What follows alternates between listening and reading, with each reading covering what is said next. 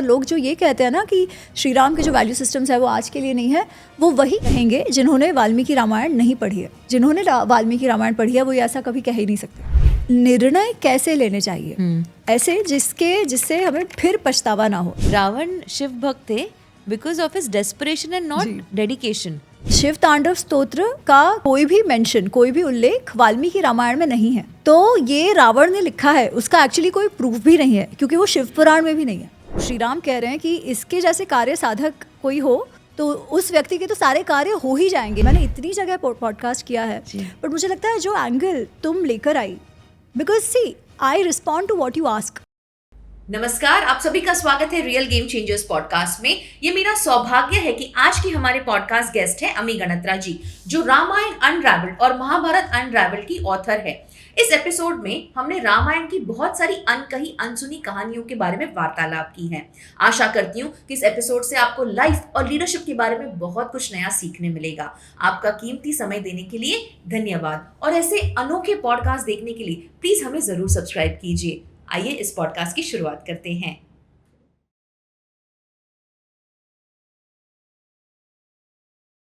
अमी ji, welcome to the podcast. खूब खूब आभार Mansi, very happy to be here with you today.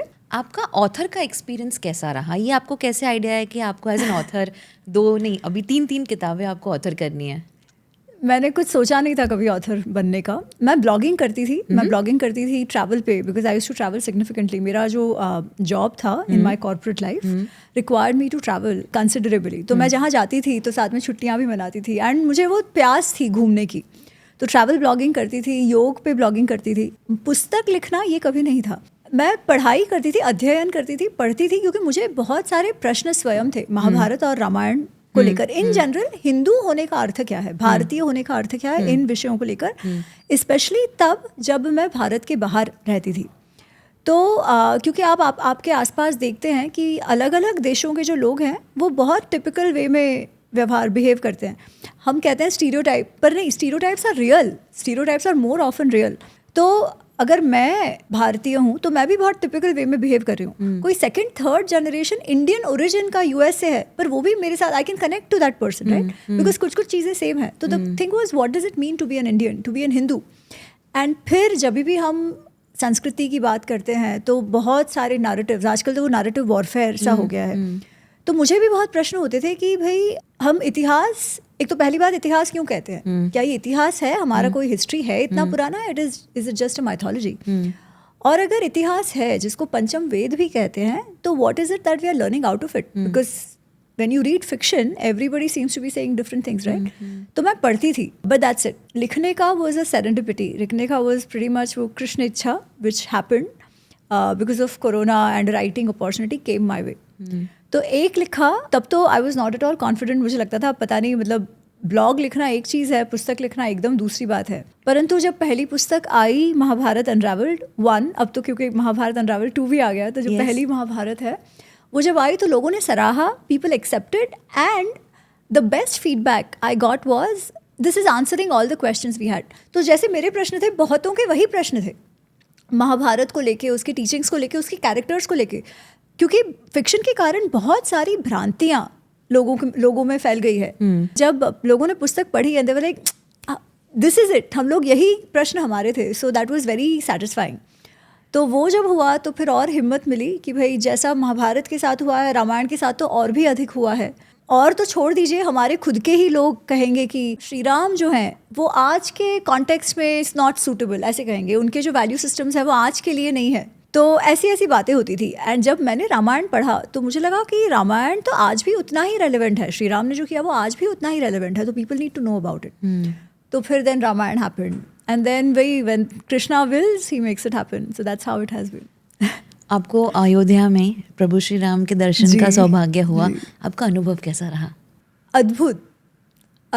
और मैं कहती हूँ कि मैं बहुत ही कृतज्ञ हूँ, बहुत ग्रेटफुल हूँ कि वो अवसर मुझे मिला। अयोध्या का जो वातावरण उस समय था, देश भर में था, खैर देश भर राममय था, पर अयोध्या में तो वो ऊर्जा ही कुछ और थी। भक्तिमय, श्रद्धामय, राममय, पूर्ण राममय था।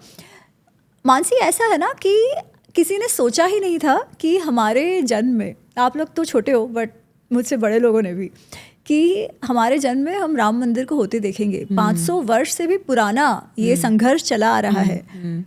सो to see that happen and see वो मंदिर जब आप जाते हो और आपके सामने जब उभरता है तो हा क्या कहो. और श्री राम की जो प्रतिमा है, जो मूर्ति है, इतनी जागृत मूर्ति है वो. आज भी जब सोचती हूँ तो रोमांचित हो जाती हूँ. और सबकी वही हालत थी वहाँ जो भी थे प्राण प्रतिष्ठा के दिन. और उसके बाद भी आप देखिए बस शुरू ही हो गया है ना कि मंदिर, श्री राम वहाँ टेंट में तो वैसे पहले भी थे, पर मंदिर के कारण वहाँ का जो पूरा इकोनॉमी है उसको इतना ज़बरदस्त बूस्ट मिला है. आप देखिए रोज 1 से 1.5 लाख श्रद्धालु वहाँ पर जा रहे हैं. Can you imagine the kind of economic boost Ayodhya has been receiving. Ayodhya और साथ साथ आजू बाजू का हर जगह. तो हाँ, बहुत ही सुंदर, बहुत ही अच्छा अनुभव था, कभी भूल नहीं सकते. आई विश मुझे कभी ऐसा सौभाग्य मिले. अरे आपको जाना चाहिए, एक बार तो जाना बनता है. डेफिनेटली.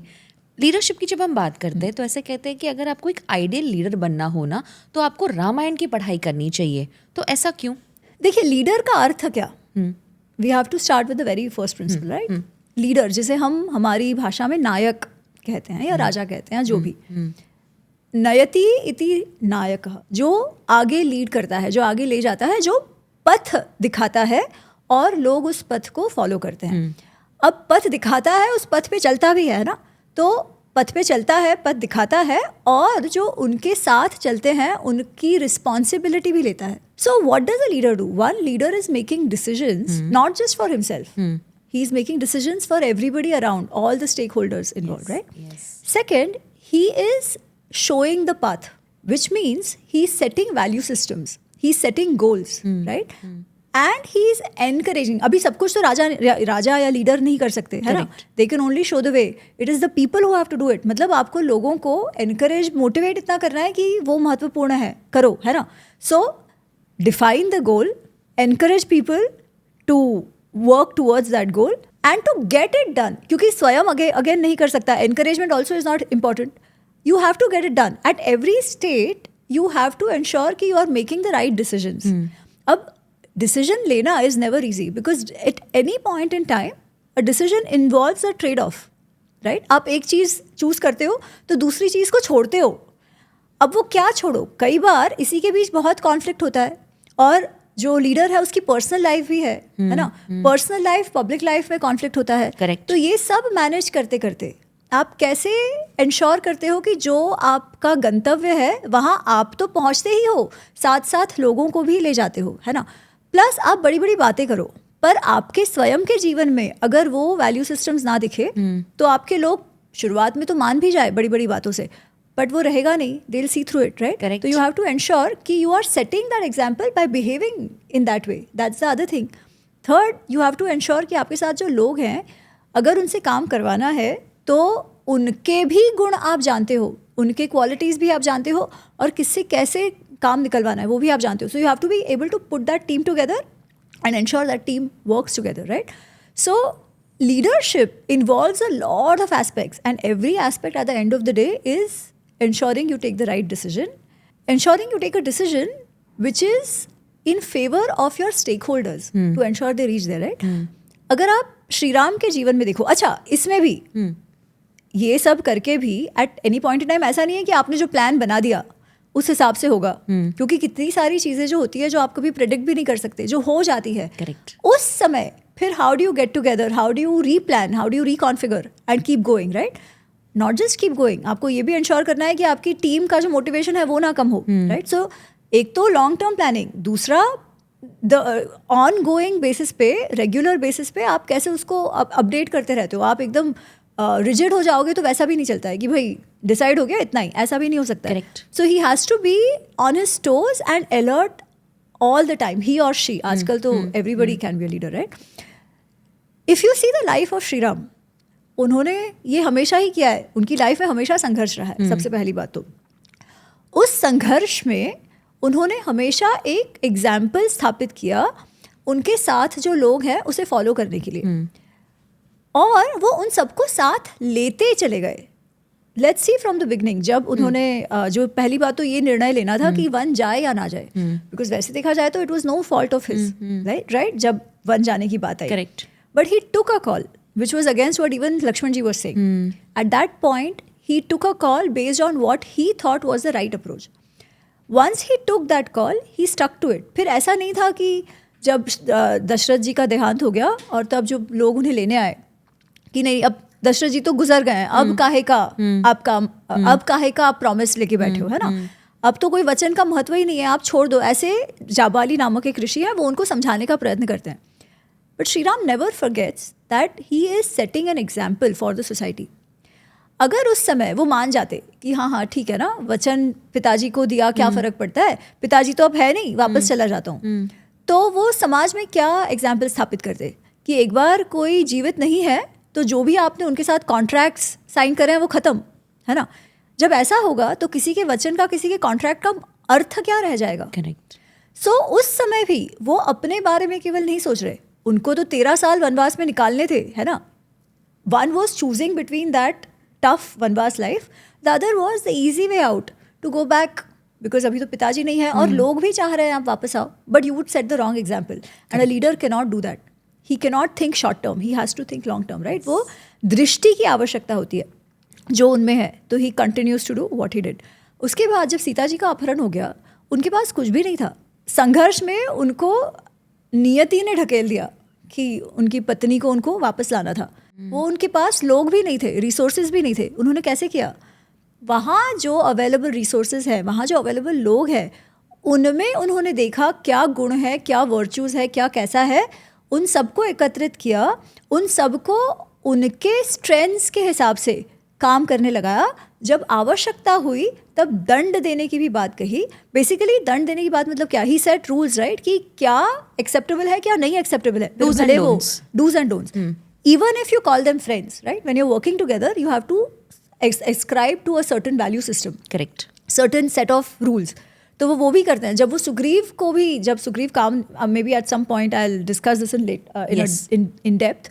But सुग्रीव को जब उन्होंने देखा कि सुग्रीव काम नहीं कर रहा है, तो उन्होंने सुग्रीव को भी डांटने से पीछे नहीं हटे वो, है ना, क्योंकि आपको वो भी करवाना है, इंश्योर करना है कि लोग काम भी करें. तो वो भी उन्होंने किया. और ऐसी एक्लेक्टिक सेना जो वानर सेना है, उसे लेकर वो लंका तक जाते हैं और अपने पत्नी को वापस लाते हैं. लंका के राजा, जो इतना शक्तिशाली राजा था, उसको मात देकर, है ना. If this is not leadership, what is. Correct.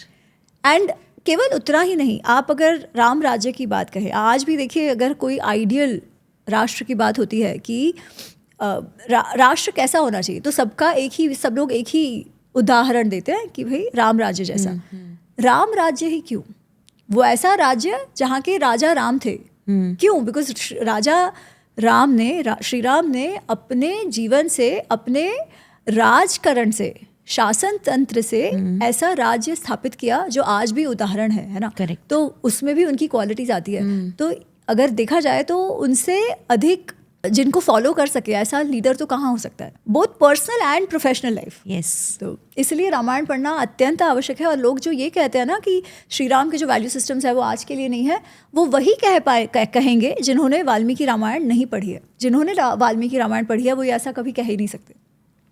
राजा दशरथ ने प्रभु श्री राम को सिखाया था कि ये कुछ 4 लेसन्स हैं, आप जब राजा बनोगे तो आपको ये याद रखना है. और आपने अपनी किताब में लिखा और मैं आपको पढ़ के बताती हूँ, आप मुझे इसका थोड़ा पर्सपेक्टिव बताइए. सबसे पहला था कि never let anger and lust drive your actions. Always be aware of minute details of your kingdom directly by talking to the people and indirectly through your spies. Ensure your treasury is always full. Always put up your best behaviour keeping your impulses in check. तो ये 4 lesson ही, क्योंकि इसमें compromise नहीं करना है. हाँ, आप देखिए, जो राजा है उसका सबसे बड़ा रोल क्या है, राजा का सबसे बड़ा कर्तव्य क्या है. और इनफैक्ट शांति पर्व में तो ये और डिटेल में आता है कि राजधर्म क्या है. अगर एक शब्द में कहो तो रंजिता प्रजा तेन, क्योंकि लोगों का वेलफेयर करता है, लोक रंजन करता है और लोक रक्षण करता है, प्रजा रक्षण करता है, इसीलिए उसे राजा कहा जाता है. ठीक है.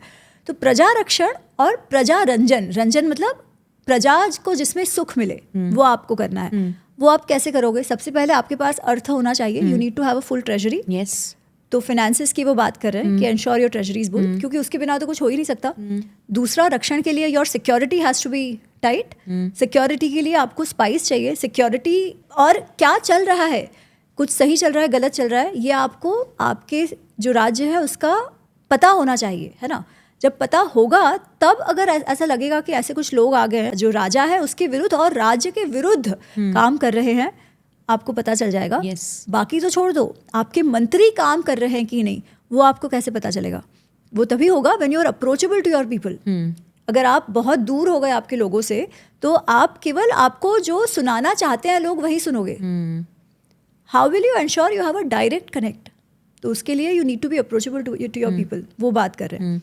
तीसरी बात, जो पहला और चौथा पॉइंट ऑलमोस्ट साथ में है कि इम्पल्सिस से मत बिहेव करो, काम क्रोध से मत कोई भी निर्णय लो। आप देखिए हम क्या कहते हैं कि निर्णय कैसे लेने चाहिए, ऐसे जिससे हमें फिर पछतावा ना हो, at least to the best of our abilities.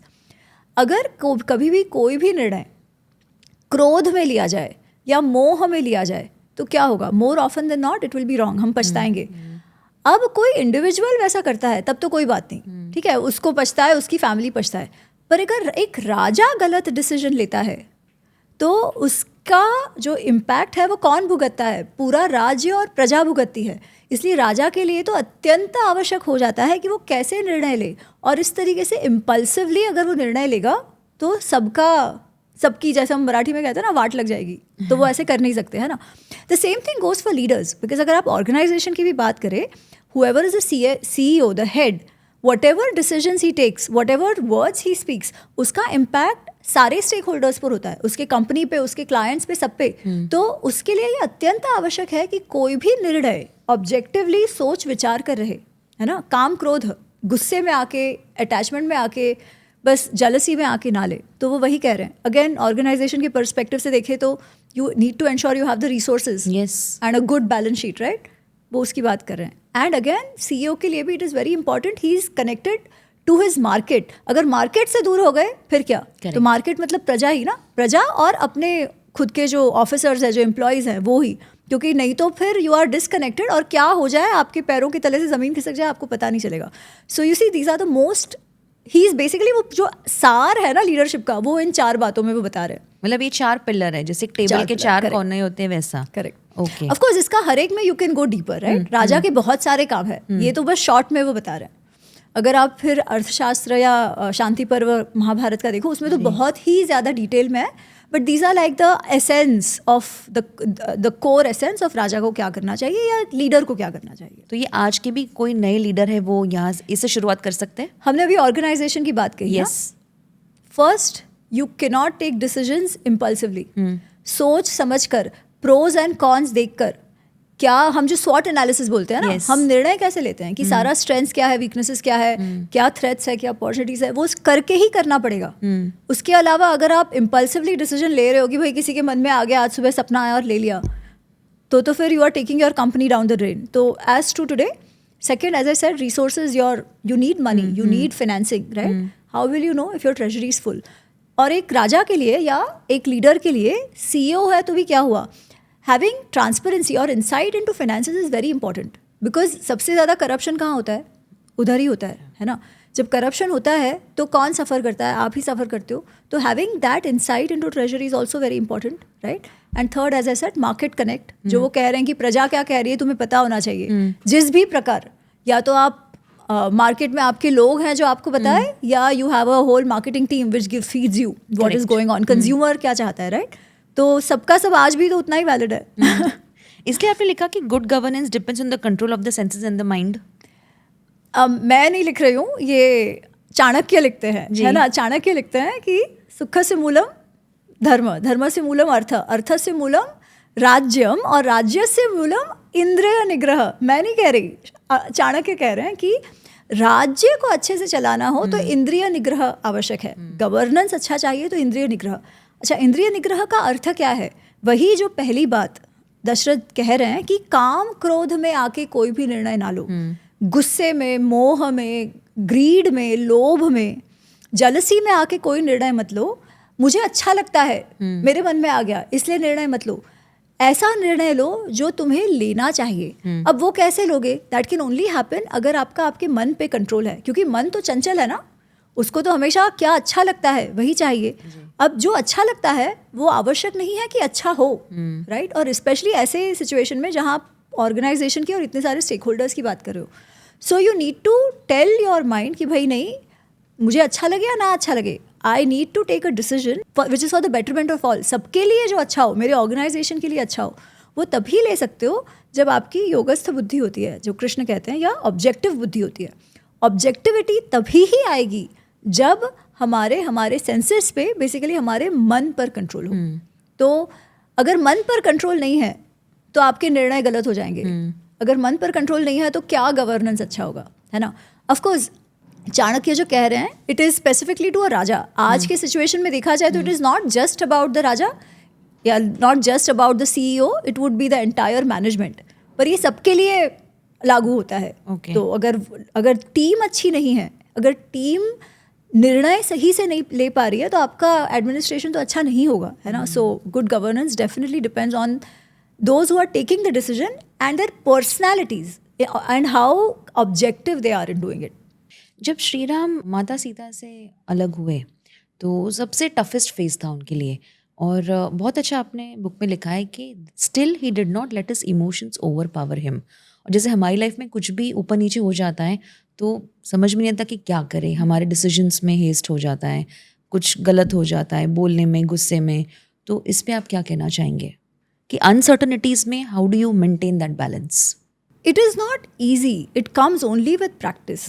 Shri Ram ने तो डिस्प्ले किया है, वो हमें बताते नहीं है कि कैसे किया है, पर वो कैसे करना चाहिए ये हमें गीता से पता चलता है ना. जब अर्जुन और कृष्ण की बात चल रही है और अर्जुन को कृष्ण कह रहे हैं कि भाई तुम सुख दुख को एक जैसा मान लो, जय विजय को एक जैसा मानो, काम क्रोध लोभ मोह में मत आओ और योगस्थ बुद्धि से निर्णय लो, बुद्धिपूर्वक कोई भी निर्णय लो, मन को कंट्रोल में रखो. और अर्जुन कहते हैं कि अरे आप कह रहे हो मन को कंट्रोल में रखो, बहुत अच्छी बात है, पर रखो कैसे, है ना. चंचल ही मन है कृष्णा, ये मन तो बहुत चंचल है, इसको किस प्रकार कंट्रोल किया जाए. और कृष्ण कहते हैं सही बात है, बहुत कठिन है, not easy at all, but possible. How is it possible? अभ्यासेन तु कौन्तेय वैराग्येण तु गृह्यते. अभ्यास अभ्यास अभ्यास and a sense of detachment. But अभ्यास के सिवाय तो कुछ हो ही नहीं सकता है. अब श्री राम और श्री कृष्ण की बात, हम उनको अवतार मानते ही इसलिए हैं क्योंकि उनमें वो गुण ऑलरेडी है, वो संस्कार ऑलरेडी है कि इतने इमोशंस, इतने डीपली वो उन इमोशंस का अनुभव भी करते हैं. परंतु जब निर्णय लेने की बात आती है तो वो इमोशंस उनके बुद्धि पर हावी नहीं होते. वो निर्णय वही लेते हैं जो लेने चाहिए, बुद्धिपूर्वक लेने चाहिए, सबके लिए जो अच्छा हो वैसे लेने चाहिए, रादर देन भावनाओं में बह के. बट वही है, वो तो स्किल की बात है, संस्कार की बात है, और जो हम सब में आ सकता है. बट वो प्रैक्टिस, अब प्रैक्टिस कैसे करें, तो छोटी छोटी चीज़ें है ना, कि हर सोमवार व्रत करना है ना. एटलीस्ट एक दिन तो आप आपके मन को कह रहे हो कि आपको अच्छा लगे बुरा लगे की बात नहीं है, कुछ चीज़ें तो नहीं खानी है. What are you doing? You are disciplining your mind. In fact बहुत सारे जो हमारे व्रत फास्ट वगैरह होते हैं, उन सब का जो लोग तपस्या कहते हैं, तपस्या मतलब क्या? You are trying to control your senses, you are trying to say no to आपके जो इम्पल्सेस है कि मुझे ये चाहिए, है ना. नहीं, वो जो ग्रेटिफिकेशन है उसको आप पुश कर रहे हो, तो धीरे धीरे मन फिर और कंट्रोल में आता है and you can be more objective.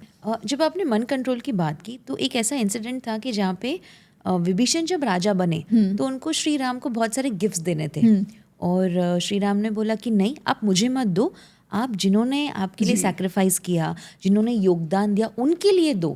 ये बहुत बड़ी बात है, बिकॉज जब हमें गिफ्ट्स मिलते हैं तो everybody likes it, right. But उस समय में भी आपके लोगों के लिए सोचना ये बहुत बड़ी बात है, ये सबसे बड़ा लीडरशिप क्वालिटी है. इस पे आप क्या कहना चाहेंगे? वही तो श्री राम की बात है ना, और इसीलिए तो राम राज्य वो स्थापित कर पाए हैं कि वो अपने पर्सनल बेनिफिट्स को साइड में रखकर अपने टीम और अपने प्रजा के बारे में सोच पा रहे हैं, है ना. आप देखिए, जो वानर थे उनका कोई पर्सनल दुश्मनी नहीं था रावण के साथ. इनफैक्ट जब रावण को पता चलता है कि सुग्रीव श्री राम को मदद कर रहे हैं तो वो एक दूत भेजते हैं और वो कहते हैं अरे वाली तो मेरा मित्र था, तुम वाली के भाई हो, तुम मेरे भाई जैसे हो, तुम क्यों लड़ रहे हो उनके साथ, तुम्हारा कुछ थोड़ी बिगाड़ा है मैंने. फिर भी सुग्रीव और जो वानर है वो श्री राम के लिए इतना संघर्ष करते हैं, जाते हैं, कितनों की मृत्यु होती है. ऑफकोर्स वो एंड में दिखाते हैं कि श्री राम इंद्र से वरदान मांगे सबको जीवित कर देते हैं, बट फिर भी है ना, वो ही सोच के तो नहीं गए जीवित होंगे, वो तो यही सोच के गए हैं कि अगर जीवन का बलिदान देना पड़े तो भी करेंगे. तो जब ऐसी आपकी टीम है तो इतना वो एस्पेक्ट, वो एम्पैथी होना इतनी समझ होता, वो तो एक लीडर के लिए अत्यंत आवश्यक है ना, कि स्वयं से पहले प्रजा, स्वयं से पहले टीम। जो राजधर्म का उनको लेसन मिलता है वो उनको उनके जीवन की बहुत शुरुआत में मिल जाता है। विश्वामित्र जी का जो यज्ञ, जो अनुष्ठान था, उसे बचाने के लिए दशरथ राजा से विश्वामित्र श्री राम और फिर लक्ष्मण को लेकर जाते हैं। तो वो जब जा रहे होते हैं तो बीच में एक वन आता है, ताड़का वन। वहाँ पे कोई जीवन नहीं है, निर्जन वो वन है और बहुत ही भयंकर है। तो श्री राम पूछते हैं ये ऐसा क्यों है?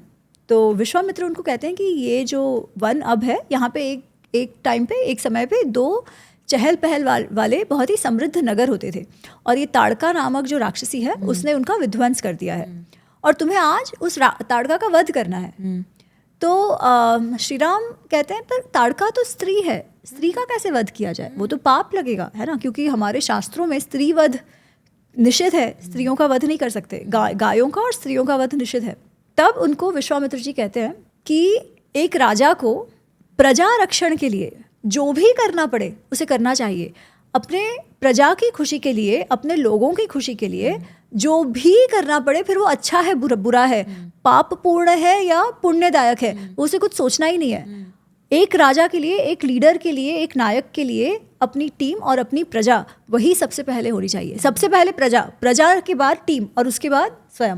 आप तो बाद ही में आते हो, पहले उनका देखना है। अगर उनके लिए आपको पर्सनल कुछ खोना पड़े, उनके लिए आपको कोई पाप पूर्ण लगने वाला कार्य भी करना पड़े, तो वो भी आपको करना है। यही राजधर्म है, यही सनातन धर्म है, यही सनातन राजधर्म है। शिक्षा है ये विश्वामित्र जी ने श्री राम को दी है, और श्री राम ये बात, ये सीख कभी भी नहीं भूले। उनके प्रत्येक एक्शन में, प्रत्येक कार्य में ये दिखाई देता है। तो बहुत ज़रूरी है कि आप अपने प्रजा के लिए करो और उसके लिए जो भी करना है उसके लिए तैयार रहो, जो भी करना पड़े, क्योंकि वही आपका कर्तव्य है। दैट इज़ द परम कर्तव्य। क्योंकि आप देखिए, हम जब लीडर होते हैं ना, या जो भी लीडर है, सभी लोग उन पर अत्यंत विश्वास रखते हैं, उनको रिस्पेक्ट मिलता है। क्यों? वो जब आएंगे तो लोग खड़े हो जाएंगे, है ना, सर बैठिए मैम, आप जो कहोगे वो बात वो मान रहे हैं, आपको फॉलो कर रहे हैं, आपके लिए सब कुछ वो छोड़ने को तैयार है ना। वो क्यों? क्योंकि आप पर वो विश्वास है कि जो वो करेंगे वो हम सबके लिए अच्छा करेंगे, है ना। तो जब वो विश्वास आप पर है तो आपका भी तो कर्तव्य बनता ही है टू एंश्योर कि वो विश्वास कभी ना टूटे, है ना। और आप अगर आज लीडर हो तो वो किन के कारण हो? इन्हीं के कारण हो, है ना। तो उनका तो, प्रजा का, टीम का तो सबसे पहले आना ही चाहिए। रावण की अगर हम बात करें तो ऐसा आपने बुक में लिखा है कि रावण शिव भक्त थे because of his desperation and not dedication. तो ऐसा क्यों? तो एक वाल्मीकि रामायण में, उत्तरकांड में ये कथा आती है कि रावण शिव भक्त कैसे बना। अच्छा, उसके बाद उसको डिवोशन आया होगा, ठीक है, वो मैं डिनाई नहीं कर रही, क्योंकि शिव पुराण में बहुत सारी कथाएं भी हैं कि रावण कितना ऑब्सेसिव भक्त था, वो उनको भी उठा लेना चाहता था वगैरह वगैरह, है ना। परंतु वो शुरुआत कोई प्रेम से नहीं हुई है, शुरुआत उसकी घमंड से ही हुई है। तो इसमें होता ऐसा है, प्रसंग ऐसा है उत्तरकांड में कि जब रावण को वो ब्रह्मा जी से वरदान मिल गया था कि मनुष्य को छोड़कर तुमको कोई और मार नहीं सकता, तो ऑलमोस्ट अमरत्व की बात है वो। तो वो भारतवर्ष में घूमता फिरता था और जो भी राजा होते थे उनको चैलेंज करता रहता था। एक बार ऐसे घूमते घूमते वो कुबेर, उनके जो सौतेले भाई हैं, उनको वो कैलाश जाके हरा देते हैं और वहाँ घूम रहे हैं। तो वो जब कैलाश अंदर जाने का प्रयत्न करते हैं तो नंदी बाबा जो है वो वहाँ आते हैं और उनसे कहते हैं कि तुम यहाँ नहीं आ सकते, ये तो शिवजी का क्रीड़ा स्थल है, यहाँ पर किसी का भी आना निषिद्ध है, कोई यहाँ आ नहीं सकता है। तो रावण कहता है, को अयम शिव, ये शिव है कौन? तुम्हारे शिव को मैं दिखा देता हूँ कि वो है कौन बोलने वाला कि यहाँ आ नहीं सकते, जा नहीं सकते।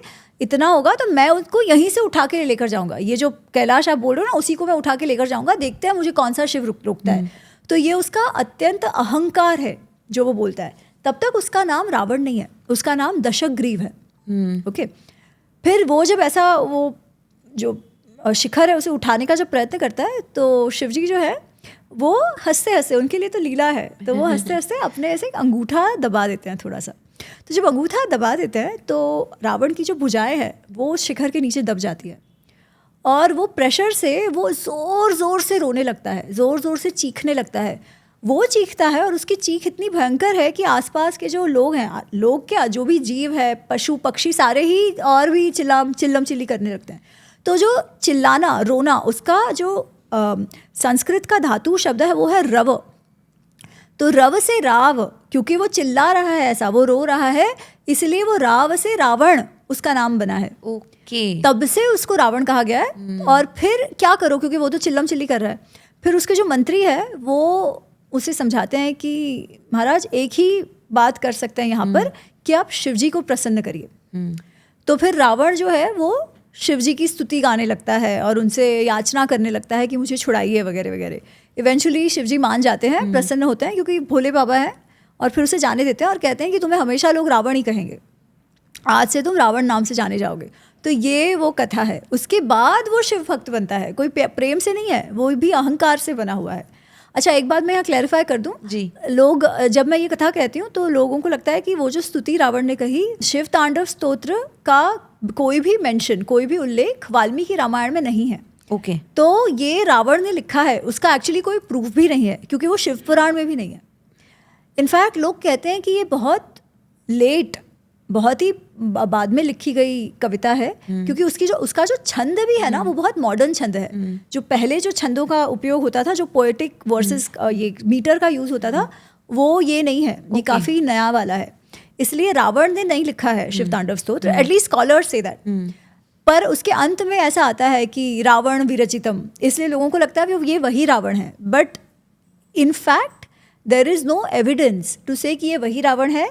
तो ये बहुत बाद की रचना है। आपने ऐसा क्यों बोला कि श्री राम स्ट्रैटेजिक थिंकर है और वो अपना जो गुस्सा भी है वो भी एक स्ट्रैटेजिक इंटेंशनल से उसको चैनलाइज करते हैं? तो इसके मैं दो प्रसंग आपको बताती हूँ।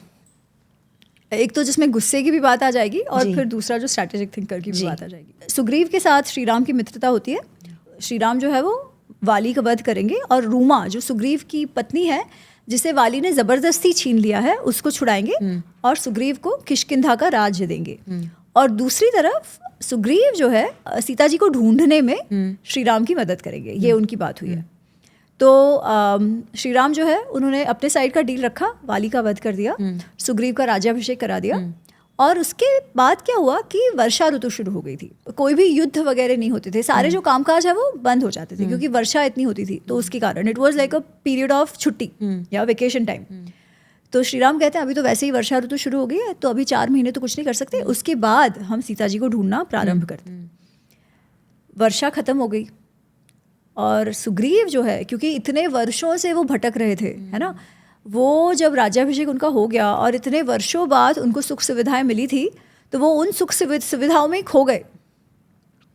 पूर्णतः वो अपने इंद्रियों में उलझ कर रह गए। किष्किंधा का जो कामकाज भी था वो भी उनके मिनिस्टर्स जो सारे थे उनके द्वारा चल रहा था।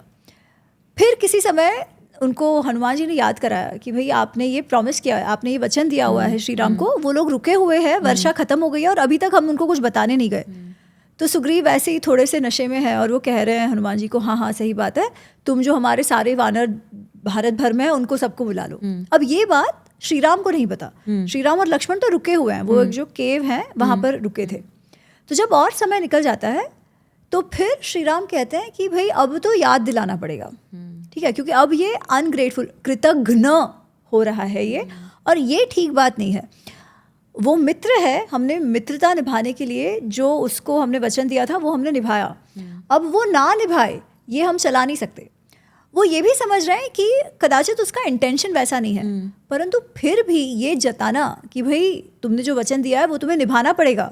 और कई बार वो बात आपको थोड़ा सा गुस्से से, क्रोध से भी बतानी पड़ती है to bring to that person कि ये कितनी महत्वपूर्ण बात है ना। वो महत्व दिखाने के लिए आपको क्रोध भी दिखाना पड़ता है।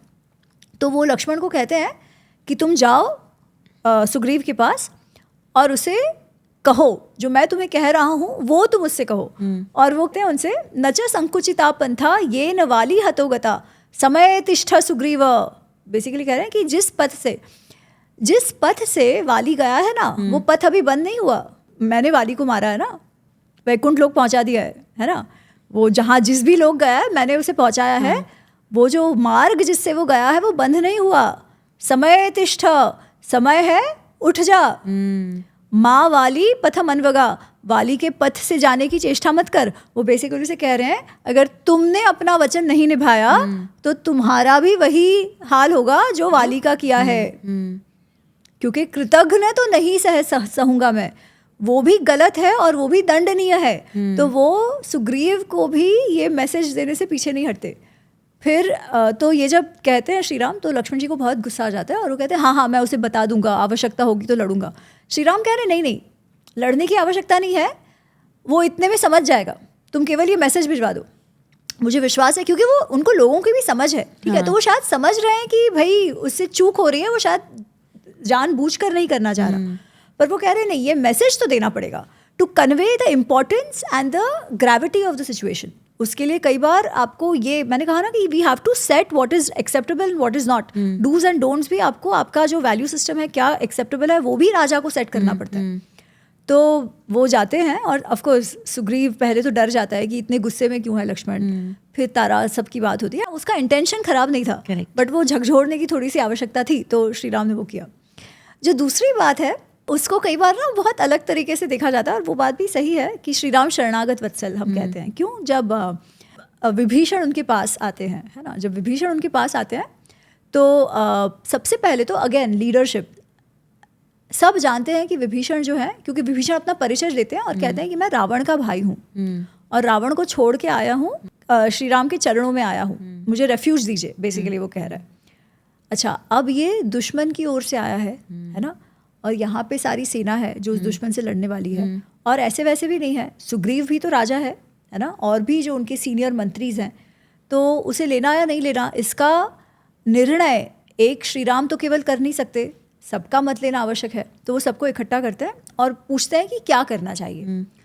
तो सब अपना अपना मत देते हैं, कोई कहता है कि हमें टेस्ट करना चाहिए, कोई कहता है नहीं टेस्ट करने का कोई अर्थ नहीं है, कोई कहता है कि लेना ही नहीं चाहिए, जो हमारे उनके भाई का नहीं हुआ वो हमारा क्या होगा। तो इस प्रकार से पूरी चर्चा चलती है, वो सबके इनपुट्स लेते हैं और एंड में ही वो निर्णय लेते हैं कि लेना है विभीषण को, पर इसलिए नहीं क्योंकि केवल शरणागत वत्सल है, वो तो एक बात है ही कि वो मेरे शरण में आया, but that is not the thing. He says Vibhishan का आना ये दर्शाता है कि उनमें फूट पड़ी हुई है, रावण के साइड पे फूट पड़ी हुई है, उसका हमें फायदा लेना चाहिए। सबसे पहली बात वो, ठीक है, क्योंकि सुग्रीव कह रहा है कि भाई कहीं वो जानबूझ के ही आया है, नहीं तो क्यों कोई आएगा, वो हमें परेशान करने के लिए आया है। तो श्री राम कहते हैं कि क्योंकि हनुमान जी मिले होते हैं ना लंका में विभीषण जी से, कैसे मिले होते हैं, क्योंकि जब रावण कहता है कि हनुमान की पूंछ जला दो या हनुमान को मार दो सबसे पहले तो विभीषण ही उन्हें रोकते हैं। तो हनुमान जी को ये पता है कि भाई ये एक आध अच्छा मनुष्य है उस सभा में, तो जब ये चर्चा चल रही होती है तो हनुमान जी अपनी बात भी रखते हैं।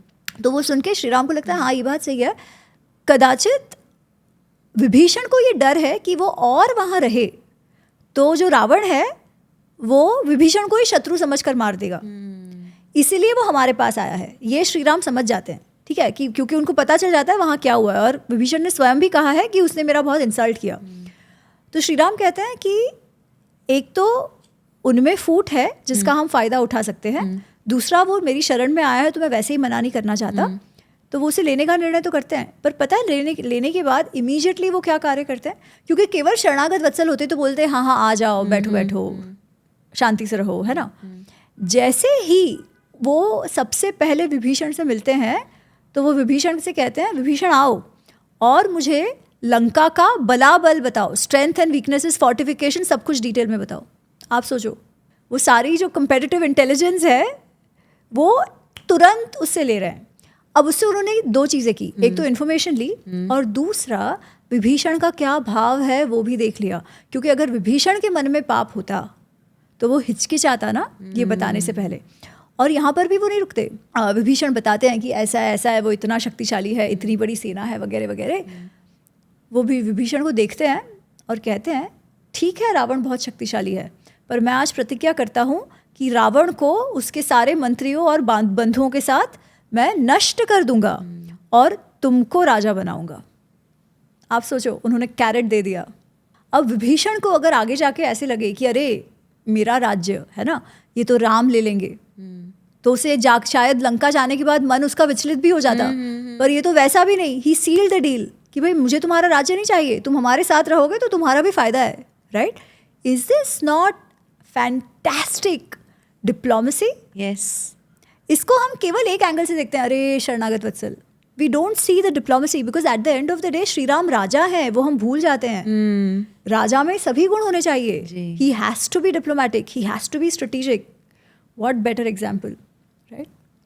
पर ये स्ट्रेटेजिक एक्यूमेन जो हम कहते हैं, स्ट्रेटेजिक थिंकिंग कहते हैं, ये कैसे डेवलप करें आज के अगर लीडर्स हैं तो? देखिए, कुछ कुछ चीज़ें तो एक्सपीरियंस से आती है और ऑब्जर्वेशन से आती है, ठीक है. And of course you have to learn some of this things. किसी किसी में this is natural, others have to learn. देखिए, हम लीडर सीधा तुरंत ऊपर से टपक दिया ऐसे नहीं होते हैं. You learn through the ranks, right? Yes. But how do you learn? If you are open to learning, आपके लीडर्स जो हैं वो कैसे काम कर रहे हैं, जो जिससे आपको प्रेरणा मिल रही है, वो लीडर्स कैसे काम कर रहे हैं, वस्तु स्थिति को समझना. बेसिकली आपका जो ऑब्जर्वेशन है उसे बहुत शार्प करना चाहिए और ऑब्जेक्टिव बुद्धि डेवलप करनी चाहिए. ऑब्जेक्टिव बुद्धि डेवलप करना मतलब क्या? Same thing, you have to start learning to discipline your mind. Okay. When you start disciplining your mind, you will see things for what they are and not what you want to see. Right? जब वो होगा तब आप सीखोगे भी अधिक, आप ग्रहण भी अधिक करोगे. And you will start observing कि भाई क्या करने से क्या रेपरकशंस हो रहा है ना. कई बार गलतियां भी होंगी, पॉसिबल है, पर उसी से होगा. पर उससे भी बड़ी बात है कि आपका भाव और इंटेंशन क्या है. आप केवल, क्योंकि डिप्लोमेसी सेल्फिश गेन्स के लिए भी यूज हो सकती है, ठीक है, एंड दूसरा फॉर द लार्जर गुड के लिए भी यूज हो सकती है. वो जो बुद्धि, कुशाग्र बुद्धि दोनों तरीके से यूज हो सकती है. आप केवल अपना सोचो और ऑर्गेनाइजेशन का बुरा कर दो, आप आगे पहुंच जाओ बट बाकी सबका टांग खींच के. ये भी, इसके लिए भी बुद्धि चाहिए, है ना. But this is not sustainable. Correct. Then how do you ensure that you are growing with everybody else? So that empathy and that bhav is also required to put organization and people before you. But ये भी you will learn. अगर आप सही leader से सीख रहे हो तो आप ये भी सीखोगे. So that is the only way. There are no shortcuts. आपने हनुमान जी की बात की. हनुमान जी कैसे हम कह सकते हैं कि वो राजा सुग्रीव के अमात्य थे, बराबर. और एक अमात्य, जैसे हम अर्थशास्त्र में भी सीखते हैं कि अमात्य को राजा के हित में ही बात करनी चाहिए, कि जो है वो राजा को बताएगा कि ये सही है, ये गलत है, ठीक है. तो अगर हम हनुमान जी को डिकोड करें एज अ राइट अमात्य, उसके बारे में आप क्या कहना चाहेंगे? हनुमान जी का जो व्यक्तित्व रामायण में है वो अत्यंत अद्भुत है. वाल्मीकि रामायण में जो है, जनरली हनुमान जी को भी हम केवल एक भक्ति और सेवा के एंगल से देखते हैं, परंतु उनका व्यक्तित्व बहुत ही व्यापक है और उनकी बुद्धि तो अनमैच्ड है.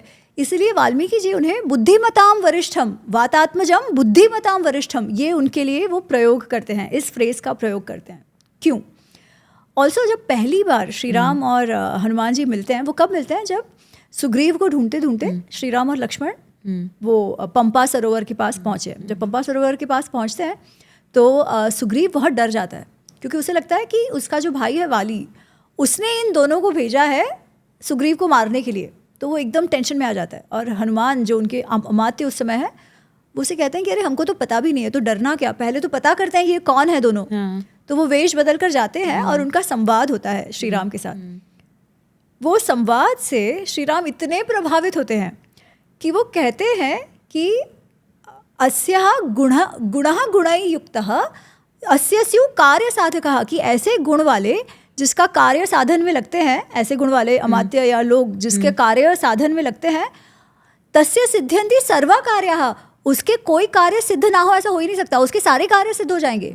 ये इतने स्मार्ट हैं, ऐसा वो कहते हैं, ठीक है. ये इतने स्मार्ट हैं कि उनके सारे कार्य सिद्ध हो जाएंगे. एक्चुअली बहुत सारी छोटी छोटी बातें हैं जिसमें उन्होंने अपनी बुद्धिमत्ता का परिचय दिया है और मैंने सारा वो पुस्तक में कवर किया है.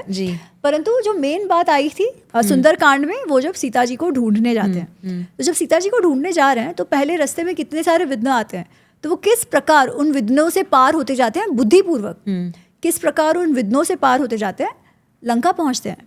अब शुरुआत में तो उनको सीता जी कहीं दिख नहीं रही है, पर वाल्मीकि जी ने इतना सुंदर उनकी मनोभाव को प्रस्तुत किया है कि किस प्रकार वो सोच रहे हैं, यहाँ तो सीता जी नहीं है तो कहाँ होंगी, किस प्रकार उनकी बुद्धि चल रही है कि कहाँ ढूंढो. बीच बीच में वो थोड़े से उदास भी हो रहे हैं क्योंकि उनको लग रहा है अरे सीता जी नहीं मिली, तो फिर वापस वो अपने आप को कैसे मोटिवेट करते हैं. फिर फाइनली जब सीता जी को मिलते हैं तब किस प्रकार वो सोचते हैं कि उनके तक मैं कैसे अप्रोच करूं ताकि वो डरे नहीं. ठीक है। अच्छा, फिर सीता जी से तो बात हो गई, क्योंकि वो अगर सब में बताते जाऊँ तो हम 2-3 घंटे सिर्फ हनुमान जी में बात करेंगे। उसके बाद उनको कार्य तो ये दिया गया था कि भाई तुम सीता जी कहाँ है ये पता करके लाओ, that is it, that was the mandate, right. पर वो अब ये सोच रहे हैं कि सीता जी तो मिल गई, यहाँ पर है, अब आगे क्या होगा? आगे डेफिनेटली युद्ध तो होना है, क्योंकि लगता नहीं है जिस प्रकार वो रावण को देखते हैं सीता जी के साथ, रावण छोड़ेगा ऐसा तो उनको लग नहीं रहा है। तो अब क्या करो? तो सबसे पहले को तो रावण को चेतावनी देनी आवश्यक है, दैट वी नो। दूसरा, रावण की क्या स्ट्रेंथ्स और वीकनेसेस है, क्या सेना है, क्या फोर्टिफिकेशन है, लंका का क्या वो ओवर, मतलब लंका में क्या है क्या नहीं है, ये सब पता लगाना आवश्यक है, क्योंकि अगर युद्ध होगा तो ये सारी डिटेल्स तो चाहिए उन्हें। तो वो सोचते हैं कि एक अच्छा जो अमात्य है या कार्य साधक जो एम्बेसडर है वो कैसा होना चाहिए, जो केवल कहा है उतना ना करे, पर आगे के 5-6 कदम क्या हो सकते हैं और क्या परिस्थिति, किस प्रकार से परिस्थिति घटित होगी वो देख पाते हैं और उसके अनुसार अपनी तैयारियां करते हैं। इसीलिए वो अशोक वाटिका में वो विध्वंस करना शुरू कर देते हैं ताकि रावण उसे पकड़े, है ना। फिर वो पकड़वा जाते हैं अपने आप को, और रावण से उनकी जो बातचीत होती है दैट इज ऑल्सो अमेजिंग। जिस प्रकार वो रावण को चेतावनी देते हैं कि भाई तुम भले ही तुमको लगे तुम अमर हो, पर याद रखना ये जो श्री राम और सुग्रीव है ना, वो कोई भी तुम्हारे वो जो तुमने मांगा है कि इनसे अमरत्व, उसमें नहीं आते हैं, वो तो मनुष्य और वानर है, उनसे तो तुम्हें वैसे ही डर है, तुम याद रखो। और फिर उसे कहते हैं कि और रावण तुमको वाली तो याद है ना, वाली ने रावण को हराया हुआ है पहले, ठीक है, इसलिए वो याद करा रहे हैं कि वो तुमको वाली तो याद है ना, उस वाली को श्री राम ने केवल एक बाण से मारा है, ध्यान रखना। तो वो डरा भी रहे हैं, ठीक है। और फिर उनकी जब पूंछ जलती है तो वो पूंछ से भी कूद के पूरा दिन के समय देख लेते हैं लंका को जलाने के पहले कि भाई क्या है, कहाँ है, क्या है, क्योंकि उनको पता है कि जब मैं वापस जाऊंगा तो सबसे पहले मुझे पूछेंगे कि भाई लंका में क्या था, रावण की कितनी शक्ति है बताओ। तो भले ही उनको ये सब कहा नहीं गया था, that was not a part of his mandate, वो ये सब पता करते हैं। तो उनके लिए वाल्मीकि जी एक श्लोक कहते हैं जिसमें वो कहते हैं कि ये बुद्धिमताम वरिष्ठम है, पर क्यों है कि जो श्री राम कह रहे हैं कि इसके जैसे कार्य साधक कोई हो तो उस व्यक्ति के तो सारे कार्य हो ही जाएंगे, ना हो ऐसा हो नहीं सकता है। क्यों? क्योंकि वाल्मीकि जी कहते हैं उनमें 4 गुण हैं, और वो 4 गुण हैं दृष्टि, धृति, मति और दाक्ष्य। ये 4 आज भी उतने ही प्रासंगिक, उतने ही रेलेवेंट है। दृष्टि इज विजन। हम जब लीडर्स की बात करते हैं तो सबसे पहले तो विजनरी, करेक्ट। विजनरी मतलब क्या? Who can look into the future, who will see कि ट्रेंड्स कैसे बन रहे हैं, हु कैन फिगर आउट कि आगे जाके क्या हो सकता है, और अगर वैसा होगा तो मेरी क्या प्रेपरेशन है। वही हनुमान जी ने किया लंका जाके। तो दृष्टि। धृति मतलब your resolve, your perseverance. Sita ji को ढूंढ रहे हैं, नहीं मिल रहे तो अभी उदास होके वापस आ गए, ऐसे नहीं। कहा है करना है तो करना ही है, उस समय तक आप उदास भी नहीं हो सकते। You have to go after and keep your firm resolve till you achieve what you have to achieve, right? So perseverance very important. दृष्टि, धृति is also courage, कि आपके साथ कुछ मतलब जो परिस्थिति है वो आपके मन के हिसाब से नहीं है तो उसमें आप उदास होकर डिप्रेस मत हो जाओ। Okay. You keep your courage, right? तो वो दूसरी बात है। मति, इंटेलिजेंस, बुद्धि के बिना तो क्या होगा? You need to have that raw intellect ना, वो तो चाहिए ही चाहिए। चौथा दाक्ष्य। ना ये भी बहुत महत्वपूर्ण है। अब देखिए बहुत सारे लोग ऐसे होते हैं जो बातें तो बहुत बड़ी बड़ी करेंगे, ऐसे प्लान्स उनके एकदम अरे वाह, आप देखोगे आपको लगेगा क्या बात है, परंतु जब करने की बात आती है तो कर नहीं पाते। इम्प्लीमेंटेशन कुछ नहीं होता, केवल बड़ी बड़ी बातें। Now this doesn't help. अगर काम आपको करना है तो प्लान तो अच्छा होना चाहिए, पर वो प्लान को इम्प्लीमेंट करने की भी शक्ति होनी चाहिए आप में, तो उसे दाक्ष्य कहते हैं। इम्प्लीमेंट, उसके लिए हार्डवर्क भी लगता है, एंटरप्राइजिंग होना भी आवश्यक है, तो वो भी हनुमान जी में। तो कार्य का प्लान करके, उसको देख कर समझ कर प्लान करके एक्चुअली एग्जीक्यूट करना, ये सब कुछ एक लीडर में होना चाहिए, और वो हनुमान जी में है। He is fantabulous, he is extraordinary. अगर हम अमात्य की बात करें तो आज के ज़माने में जैसे हम कहते हैं को फाउंडर्स है या लीडर्स है, तो ऐसी क्या क्या क्वालिटीज़ होनी चाहिए? ये 4 क्वालिटीज़ जो मैंने आपको कही ऑलरेडी हनुमान जी में, पर अगर श्री राम के अनुसार देखें, क्योंकि अगर को फाउंडर्स हैं तो देखिए कोई भी अकेला काम नहीं कर सकता, ठीक है, कितना भी अच्छा हो। ये सारे जिसमें गुण है कि दृष्टि है, धृति है, मति है, दाक्ष है, ये सब, जी। वो अच्छा सा वो जो क्या है ना कि पथ दर्शक वो बन सकता है. He will lay out what the plan is, he will lay out what the vision is, but अकेला कर तो नहीं सकता, उसके लिए तो टीम चाहिए. Correct. So one of the biggest thing for a leader is to develop that team, right? How do you develop that team? Ensure कि आप जो सही क्वालिटीज़ के साथ आ रहे हैं, आपको जिन क्वालिटीज़ और स्किल्स की आवश्यकता है उसको आप ले रहे हो. और कैसे ले रहे हो? टेस्ट करके, बिना टेस्ट किए नहीं, है ना. You test it, you hire them. Once you hire them, फिर आप माइक्रो मैनेज करते रहो, ऐसा भी नहीं होगा, है ना. So you have to give them the accountability and allow them to work. Also जो चल रहा है आपके ऑफिस में, आपका विजन जो भी है, वो इंश्योर करना है सबके साथ आप शेयर करते हो और उनके व्यू भी लेते हो, राइट? तो team management is extremely critical. Plus on an ongoing basis, जैसे मैंने कहा आपको, you have to take decisions. एक तो you have to allow them to take decisions, but if things don't go well, you have to jump in okay and help them take the decision, और even take the decision for yourself, right? कुछ गलत हो रहा है तो आप केवल उनको ब्लेम करते रहो, अच्छा हो गया तो मैं क्रेडिट ले लूँ, ये तो नहीं चलेगा. So you have to be there throughout to ensure things happen once you have that team. और ऑन गोइंग बेसिस पे भी करते रहना पड़ता है, क्या सही है क्या गलत है. कई बार जो मार्ग है उसको बदलते भी रहना पड़ता है. तो ये सारे गुण तो अत्यंत आवश्यक है. अपार्ट फ्रॉम वॉट जो हनुमान जी के वो तो है ही, बट साथ साथ making a team. Now making a team के लिए having a sense of who is good who is bad is also important, है ना. तो वो जो श्री राम की एक बात आती है, उनको कहा जाता है पुरुष सारज्ञ. उनकी क्वालिटी है पुरुष सारज्ञ, कि वो लोगों को देखकर, लोगों में क्या है क्या नहीं, वो बहुत अच्छे से समझ जाएंगे. वो लोगों की साइकोलॉजी बहुत अच्छे से समझेंगे.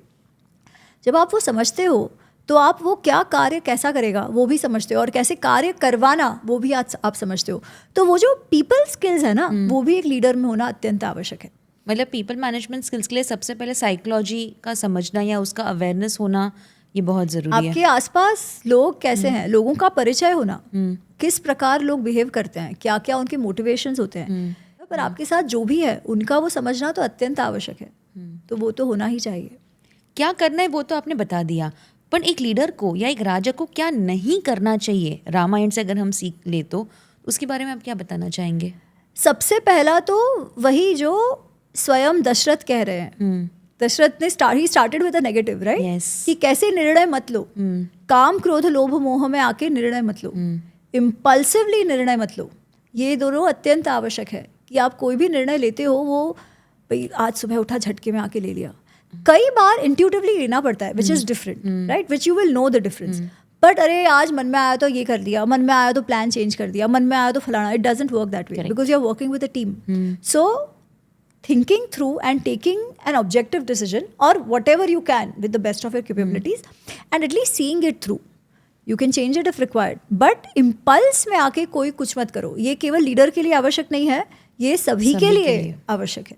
जब हम एक आइडियल राजा की बात करते हैं तो श्री राम से बड़ा एग्जाम्पल और कोई हो नहीं सकता. आपने अपनी किताब में बहुत सारे क्वालिटीज ऐसे लिखे हैं, तो इसको आप मुझे इलैबोरेट करके बता सकते हैं कि आपने स्पेसिफिकली ये क्वालिटीज ही क्यों लिखे?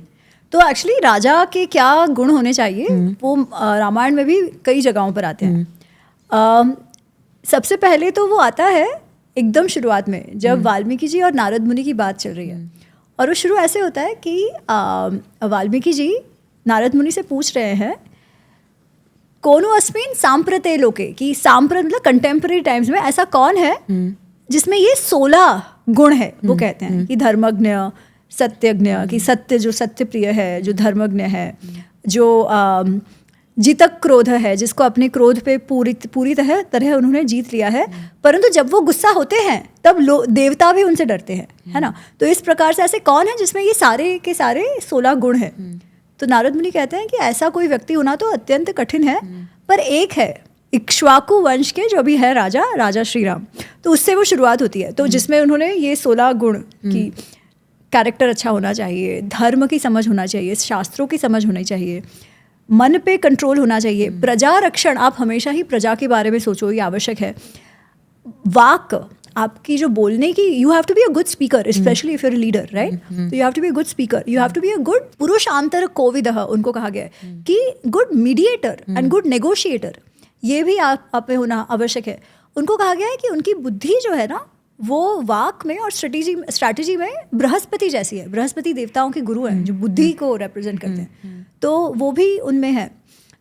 शौर्य पराक्रम ये तो है ही. अपने लोगों के प्रति उनकी जो बुद्धि है हमेशा प्रजा के प्रति है, प्रजा को वो हमेशा आगे रखते हैं, बहुत ही अप्रोचेबल हैं। अगर किसी को उनसे बात करनी हो, बूढ़े हो, बच्चे हो, कोई भी, तो वो बहुत प्रेम से सबको मिलते हैं। पुरुष सारज्ञ, लोगों की समझ उनको बहुत अच्छी है कि कौन कैसा है, किसको कैसा काम पर आप लगाओ, तो ये सारा भी राजा में होना अत्यंत आवश्यक है। साथ साथ उनको आय व्यय फिनेंसेस की समझ बहुत अच्छा है। अगेन राजा है, राजा को वार्ता, हम अगर अर्थशास्त्र में कहें तो हम क्या कहते हैं, दंड नीति, वार्ता, धर्मशास्त्र और आन्वीक्षिकी, है ना। आन्वीक्षिकी तो it's all about how you think, तो वो जाने देते हैं, बट वार्ता बेसिकली फिनेंस एंड इकोनॉमिक्स, उसकी समझ होनी चाहिए। धर्मशास्त्रों की समझ तो होनी ही चाहिए, और दंड नीति की समझ होनी चाहिए, दंड कभी किसको कैसा दे, तो वो भी उनको अत्यंत गहन समझ इन सारी चीज़ों की है। तो ये वहाँ पर उनके कुछ कुछ क्वालिटीज़ आते हैं। उसके बाद उनके जो क्वालिटीज़ है वो कहाँ पर आते हैं कि भाई एक राजा को कैसे होना चाहिए, वो आते हैं अयोध्या कांड में, अयोध्या कांड के पहले और दूसरे सर्ग में, जिसमें ऐसे बताया गया है कि उनका विवाह हो गया है, बालकांड समाप्त होता है उनके विवाह से, और अयोध्या में बहुत ही सुंदर समय श्री राम और सीता माँ का चल रहा है, ऐसा दिखाया है। फिर अयोध्या कांड जब शुरू होता है तब उसमें दशरथ जी सोच रहे हैं कि अब मैं बूढ़ा हो गया हूँ और मैं चाहता हूँ कि मेरा उत्तराधिकारी हो, और मैं श्री राम को उत्तराधिकारी बनाना चाहता हूँ। और वो लोगों को कहते हैं कि मुझे लगता है मेरे बच्चे में ये सारे गुण हैं, तो उसे मैं बनाना चाहता हूँ राजा। तो सब बहुत खुश हो जाते हैं। वो बड़ी सी सभा उन्होंने बुलाई है, उनके मंत्री है, उनके लोग हैं, उनके नागरिक है, उनके जो सामंत राजा है, क्योंकि अयोध्या तो चक्रवर्ती राजा राज्य था, राइट। तो जो उनके सामंत राजा है, जो उनको टैक्सेस देते हैं, वो सब वहाँ पर हैं। और सब लोग बोलते हैं हाँ हाँ हाँ दशरथ जी एकदम सही बात है, श्री राम को राजा बनाओ। दशरथ कहते हैं नहीं, केवल मैं कह रहा हूँ इसलिए आप हाँ में हाँ मत मिलाओ। क्या इसीलिए आप हाँ में हाँ मिला रहे हो? अगर आपको सही में लगता है कि श्री राम राजा बनने के लायक है, तो मुझे आप आपके कारणों के सहित कहिए कि क्यों आपको लगता है कि श्री राम जो है वो मेरा जो सिंहासन है उस पर बैठकर आप सबका, जैसे मैंने शासन किया है पुत्रवत आप सबका शासन किया है, वैसा वो करेंगे कि नहीं। और उसमें फिर जो मैंने अभी तक के सारे गुण कहे, ये सब के सब वापस आते हैं, जिसमें लोग कह रहे हैं कि उनको लोगों की समझ है, वो बहुत प्रेम से हम सबसे बात करते हैं। वो जब बाहर से आते हैं, अच्छा अब ये देखिए, ये प्रजा कह रही है ना, कि उनका कैरेक्टर कैसा है, मतलब सत्य बोलते हैं, मन पर कंट्रोल है, जीतक क्रोध है, ये सब तो एक बात। पर अब प्रजा क्या कह रही है? प्रजा कहती है कि वो जब भी आते हैं बाहर से, तो वो हमसे पूछते हैं कि आप सब कैसे हो, और केवल हमसे नहीं, वो हमारी घर पे जो माँ बेटियां हैं, जो बच्चे हैं, उनके विषय में भी पूछते हैं। वो सबको नाम से पहचानते हैं और याद करके पूछते हैं। आप सोचिए एक लीडर के लिए ये कितना महत्वपूर्ण है। आपने कभी नोटिस किया जब नरेंद्र मोदी उनके वो पब्लिक रैलीज पे निकलते हैं, तो पुराने कोई होंगे, उनको नाम देके वो अभी भी याद रखते हैं, और वो जो लोग हैं वो रोने लगते हैं लिटरली कि उनको अभी भी याद है ना। वो कनेक्ट लोगों के साथ होना, वो भी अत्यंत महत्वपूर्ण है, अपार्ट फ्रॉम एवरीथिंग एल्स। शौर्य पराक्रम ये सब तो है ही है। उनको जैसे मैंने कहा फिनेंसेस की समझ है, दंड नीति की समझ है, साथ साथ में उनको गंधर्व श्रेष्ठ कहा गया है। गंधर्व श्रेष्ठ का अर्थ है कि वो संगीत में भी पारंगत है, उनको कला की भी पहचान है, उनको शिल्पकारी की भी पहचान है। देखिए कोई भी राजा हो वो एक सिंगुलर पर्सनालिटी वाला नहीं हो सकता, है ना। उसे लोगों का मनोरंजन कैसा हो इसमें भी समझ होनी चाहिए, रसिकता भी राजा में होनी चाहिए। वो हम बात करते हैं ना holistic personality, this is a holistic personality, right, जिसमें आपका आर्ट भी है, फिनेंसेस भी है, दंड नीति भी है, प्लस वो एम्पैथी है, लोगों के साथ बिहेव करने का, पराक्रम है, पराक्रम तो ऑफकोर्स है, लोगों की समझ है, वाक शक्ति आपकी इतनी अच्छी है, आप नेगोशिएट अच्छा कर सकते हो, आपकी स्ट्रैटेजी बनाने का इतना अच्छा है, इससे ज़्यादा तो क्या हो। और साथ साथ इंद्रिय निग्रह, that is the most important thing, कि इंद्रिय निग्रह बहुत है, जिसके कारण आपकी भावनाएं आप अनुभव भी करते हो, पर जब निर्णय लेने की बात आती है तब आप केवल स्वयं के विषय में सोचकर इम्पल्सिवली निर्णय नहीं लेते हो, आप सबका सोचकर, प्रजा को आगे रखकर, सबके अच्छे के लिए, भले के लिए निर्णय लेने का प्रयत्न करते हो। एक राजा में ये सभी होना अत्यंत आवश्यक है। मतलब आप कह रहे हो कि एक राजा को, एक लीडर को एक पॉलीमैथ होना चाहिए? एब्सोल्युटली। एक तो if he wants to connect with everybody, right. अच्छा, पॉलीमैथ अगेन, जैसे नारद मुनि स्वयं कहते हैं ना कि बहुत कठिन है सब में ये गुण होना जी। कुछ कुछ ही हो सकता है जो श्री राम बन सकते हैं जी, बट एक आइडियल कैसा हो, ideal you will always aim for the best, right, yes, that is why he is ideal.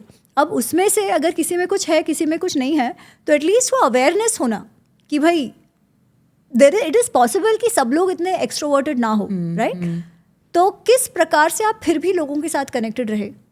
अगर आप लीडर हैं तो आपको वो भी करना पड़ेगा, और आपको लग रहा है कि ये मैं नहीं कर सकता, then you are not fit for that, और then you form teams who are taking care of all of this, right? It can't be कि नहीं भाई मुझे गाने शिल्पकारी में मुझे कोई इंटरेस्ट नहीं है तो आप लोगों को भी ना करने दो, ऐसा तो नहीं हो सकता. Art is a very important part of your culture and society. Even if you are not interested, it has to happen, right? You have to promote arts, you have to patronize art. Culture के लिए आवश्यक है. तो अगर प्रजा की खुशी भी है, प्रजा की खुशी है, तो आपको ना भी हो, then you form teams like that, right? Of course ये तो बहुत राजा का हो गया. When you talk of organisations you may not need all of this, but a lot of this is important. अगर हम उसका सार देखें तो यही है कि आपकी प्रजा को समझो, उनके होलिस्टिक वेलफेयर और वेलबींग को समझो, going same extents to your organisation and team, and ensure कि वो हर एक एंगल आप कवर कर सको. अगर ना कर सको, it's fine, have a team who takes care of everything. That is important. Ramayan ने आपके जीवन में क्या परिवर्तन लाया? जब मैंने शुरू किया था रामायण पढ़ना, आई हैव टू से I was coming from the same outlook जो बहुत सारे लोगों का होता है. अब देखिए, मैंने महाभारत पहले लिखी है जी, रामायण मैंने बाद में लिखी जी. उसका कारण भी कुछ यही है कि अच्छा, उसमें भी महाभारत तो 1,00,000 श्लोकों का ग्रंथ है. It's huge, right? Gita Press भी देखो तो 6 वॉल्यूम्स में है वो, जबकि रामायण तो 2 वॉल्यूम्स में है. 24,000 श्लोक है. तो अगर लॉजिकली देखा जाए तो anybody would pick Ramayan first. Yes. Also Sanskrit Ramayan का थोड़ा ज़्यादा सुलभ है. महाभारत का Sanskrit is also little tough.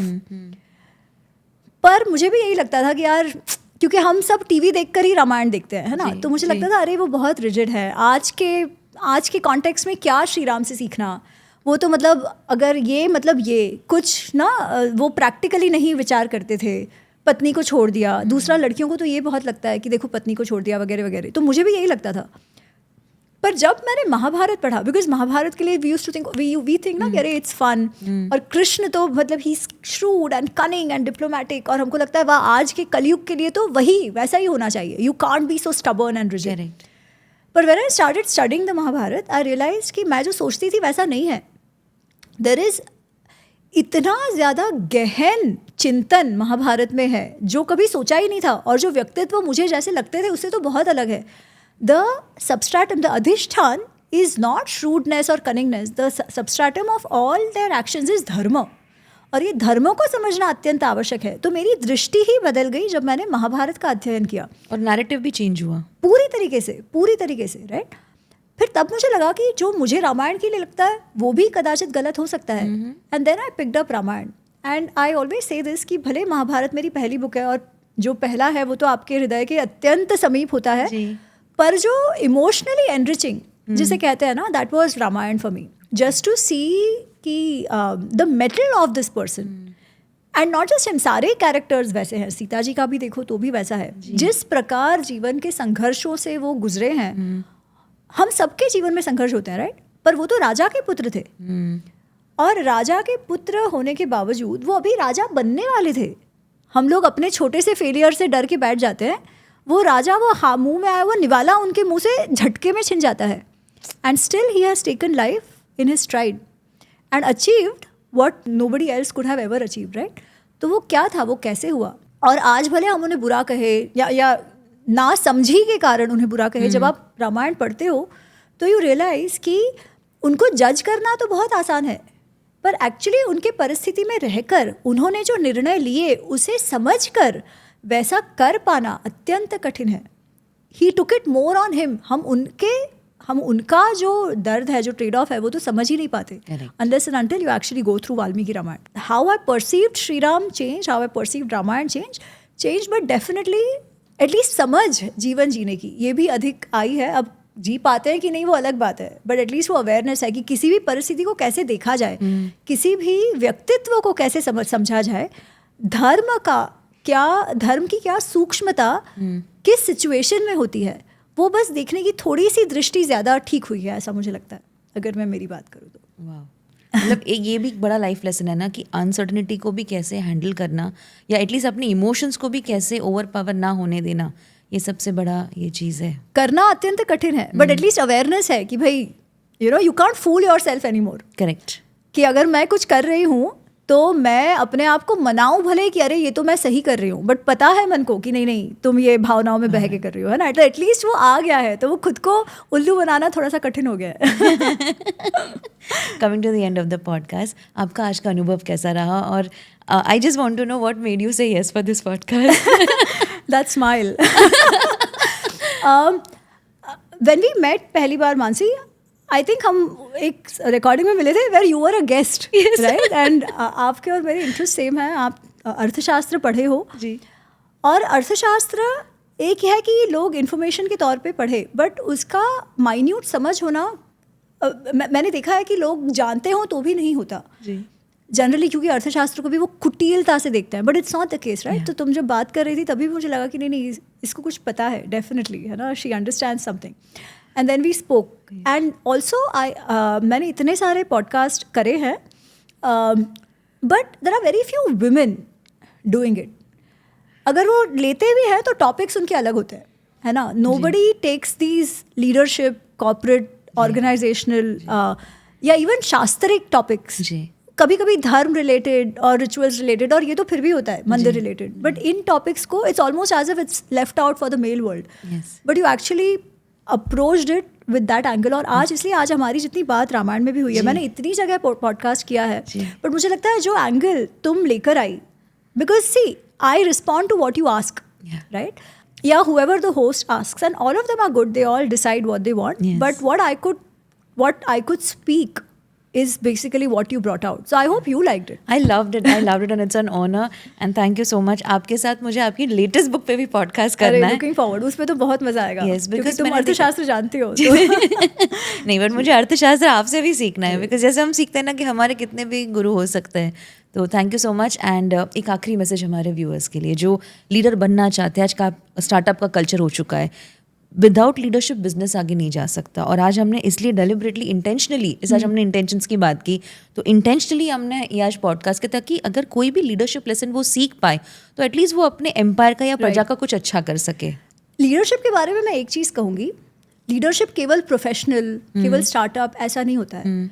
अगर आप अपने आप पे काम करो, अगर हम पर काम करें, अगर हमारी वृत्तियों पे काम करें, अगर हम जो कृष्ण कहते हैं कि योगस्थ बुद्धि एटलीस्ट प्रयत्न करें कि हम ज़्यादा से ज़्यादा ऑब्जेक्टिवली सोच सके, तो कोई भी परिस्थिति में हम हो, we will be able to take right decisions and take everybody along with us. तो it is not just about corporate. Leadership हर जगह होती है, परिवार में होती है ना, कपल्स में होती है, राष्ट्र में होती है, ऑर्गेनाइजेशंस में होती है, फ्रेंडशिप्स में होती है ना. How do you do that? Not without working on your self. तो लीडरशिप का कोई शॉर्टकाट नहीं होता है कि चलो 10 डे लीडरशिप, ऐसा नहीं होता है. उसके लिए आपको कंटिन्यूस प्रयत्न करना ही पड़ता है. और हमारा जो शास्त्र है उसमें तो इसके बहुत सारे उदाहरण मिलते हैं. इनफैक्ट जब हम महाभारत रामायण की बात करते हैं तो आई ऑलवेज से कि एक तो ये इतिहास है, something that has happened in the past, it is a history. But history not ऐसे ही, इट इज़ विद एन उद्देश्य to help us lead our lives in a more fulfilling way. ठीक है, आवर लाइव्स मतलब क्या? Every aspect of our life, right, and there is so much to learn from them. They are like case studies of life. अब case study को अगर आप सारे गुण आपके व्यक्तित्व में अच्छे हैं तो आप जो भी करो आप अच्छा करोगे.